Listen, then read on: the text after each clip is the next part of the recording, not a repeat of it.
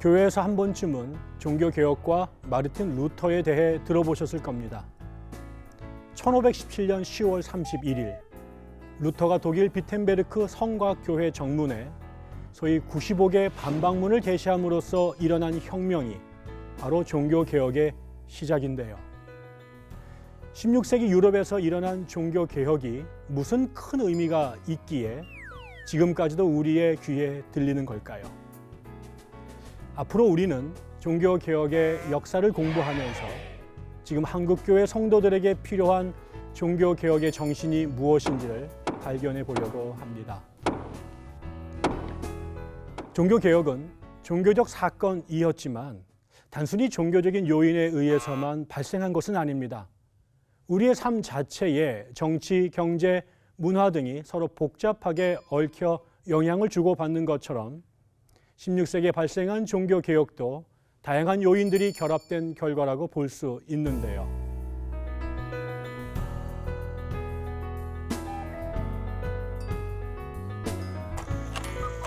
먼저 정치적인 배경을 살펴보겠습니다. 유럽의 전통적인 봉건제가 붕괴되고 중앙 집권적 왕권의 등장, 그리고 민족주의의 세력이 크게 확대되었습니다. 그 결과 독일과 이탈리아는 여러 제후국과 공화국 등 이런 것들로 분열되었고 프랑스, 영국, 스페인 같은 나라들이 급부상하게 되었지요. 한편 당시 유럽 토지의 3분의 1이 교황청 소유였으며 국민의 세금으로 모아진 국가의 부는 대부분 로마로 유출되고 있었습니다.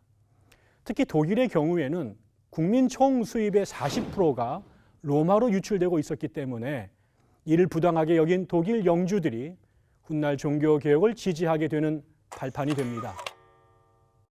다음으로 경제적 요인을 살펴보겠습니다. 1492년 콜럼버스가 신대륙을 발견한 이후 스페인과 포르투갈의 주도하에 무역이 크게 발달하게 되는데요. 아프리카에서 노예, 금, 은, 향료를 수입했고 인도에서는 후추, 그리고 중국에서는 비단을 수입했습니다. 이런 무역의 발달이 도시의 발달로 이어졌고 그러면서 자본주의가 출현하게 됩니다. 결국 경제의 중심이 토지를 중심으로 부를 획득한 지주 계급에서 무역을 통해 막대한 부를 축적한 상인 계급으로 이동하기 시작한 겁니다. 후에 종교개혁은 이렇게 상공업이 발달한 지역에서 큰 성공을 거두게 되지요. 지금까지 종교개혁 직전의 정치와 경제를 살펴봤는데요. 종교적 배경도 빼놓을 수 없지요. 무엇보다 종교개혁 직전의 유럽 교회는 무지와 미신이 팽배해 있었습니다. 결정적인 요인은 교회가 평신도에게 성경을 소유하거나 읽지 못하게 했기 때문인데요. 13세기의 프랑스 리옹에서 피터 와일도가 자신의 전 재산을 팔아 성경을 번역하고 설교 운동을 전개했었습니다. 나날이 와일도를 따르는 무리가 많아지자 크게 위협을 느낀 교황청은 회의를 열어 와일도파를 이단으로 정죄하고 그의 추종자 100만 명을 살해하는 끔찍한 일을 저지르게 되지요. 한편 성경이 사라진 자리에는 성지순례, 성자숭배, 그리고 성물숭배 같은 비기독교적 관행들이 그 자리를 차지했습니다. 이런 상황에서 교회 당국은 오히려 성지순례를 독려하고 성물을 팔아 상당한 수입을 올리게 됩니다. 그렇게 모은 돈은 사채놀이와 성적 타락으로 이어졌고요. 그 대표적인 인물이 바로 알렉산더 6세입니다. 당시 교회법은 성직자들에게 독신을 규정했지만 그는 교황이 되기 전 여러 명의 여자들과 관계를 갖고 여러 자식을 두었고요. 교황이 된 후에도 수많은 첩을 거느립니다. 16세기 한 보고에 의하면 당시 성직자 전용 창녀촌이 질비해 있었다고 하니 성직자의 윤리적 타락 가히 짐작할 수 있겠지요.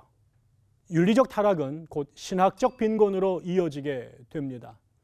중세 말기에는 라틴어와 기초적인 교리문답, 미사드린데 필요한 예배의식 정도만 익히면 누구든지 사제가 될 수 있었습니다.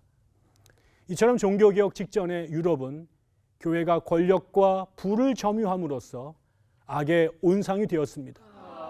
그러면서 1000년 이상 철옹성같이 지켜온 로마 가톨릭 교회의 타락에 대해 세상은 다양한 형태로 문제를 제기하고 교회 타락을 극복하기 위한 요구가 나왔습니다.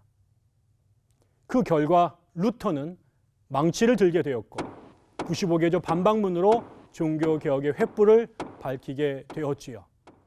그 개혁의 끝자락에 오늘 우리가 서 있습니다. 기억합시다. 종교개혁은 과거의 역사적 사건이 아니라 지금도 반복되어야 할 교회의 사명이란 사실을요. 그리고 이것이 바로 종교개혁의 핵심입니다.